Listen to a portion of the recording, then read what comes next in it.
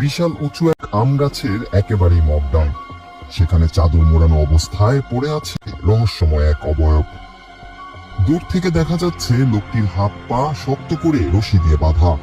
দীর্ঘক্ষণ একই অবস্থায় নিথর হয়ে পড়ে থাকায় নিচে দাঁড়িয়ে থাকা শত শত মানুষের মধ্যে তখন একটাই প্রশ্ন, লোকটি কি বেঁচে আছে নাকি এটি কোনো ঝুলন্ত?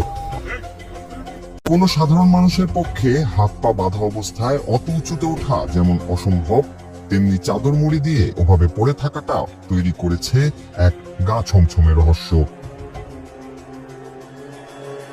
নোয়াখালীর চাটখিল উপজেলার গেমাতুলি গ্রামে এই চাঞ্চল্যকর দৃশ্যের অবতারণা হয়। সকালে কয়েকজন কিশোর আম পাড়তে বাগানে ঢুকে গাছের মাথায় ওই দৃশ্য দেখে ভয়ে চিৎকার করে দৌড়ে পালায়। মুহূর্তের মধ্যে খবরটি গ্রামে ছড়িয়ে পড়লে হাজার হাজার উৎসুক জনতা সেখানে ভিড় জমান। কেউ বলছেন এটি নিশ্চিত কোনো, আবার কেউ জিনের কারসাজি ভেবে আতঙ্কিত হয়ে পড়ছেন।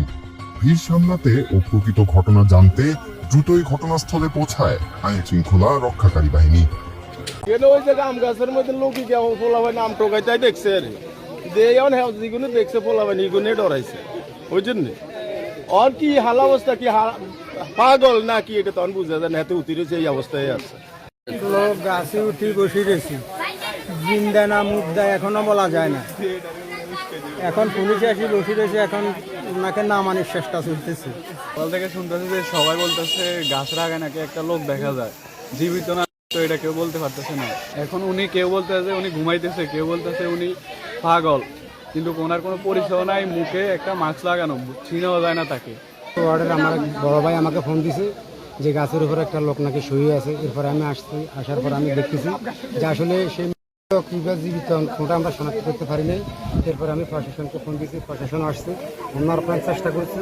যেহেতু জীবিত আছে আমাদের মনে হচ্ছে, যেহেতু হাত পা নাড়াচাড়া করতেছে, সেই জন্য আমরা ফায়ার সার্ভিসের সহায়তা চেয়েছি। ফায়ার সার্ভিস আসলে আমরা ওনাকে গাছের উপর থেকে নামানোর পর পরবর্তীতে আইনগত ব্যবস্থা নেওয়া হয়।